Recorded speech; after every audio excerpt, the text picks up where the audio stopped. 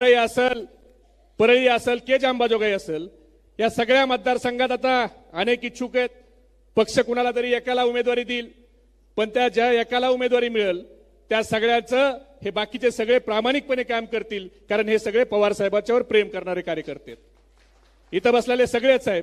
पण मी तुम्हाला एक छोटं उदाहरण सांगतो. डॉक्टर सोनवणे इथं बसलेत, आष्टीचे आहेत.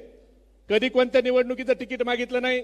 साधारण 250-200 लोकांची ओपीडी त्यांची असती, पण मी बघतोय सकाळपासून ते या कार्यक्रमाला येऊन बसलेत. आज आष्टीमध्ये सगळ्यात जास्त ओपीडी असणारा माणूस इथं येऊन बसतो, ते फक्त शरद पवार साहेबाच्या प्रेमामुळे. बाकी काही अपेक्षा नाही.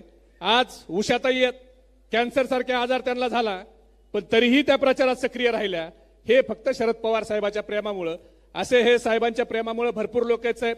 पण आपल्यातून आता काही लोकांच्यावर खोटे नाटे गुन्हे दाखल केले जात आहेत.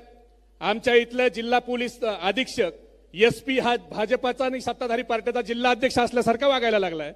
आज आपल्या लोकांच्यावर खोटे गुन्हे दाखल करत आहेत. बबन भाऊ गीतेचा देखील मी आवर्जून उल्लेख करील.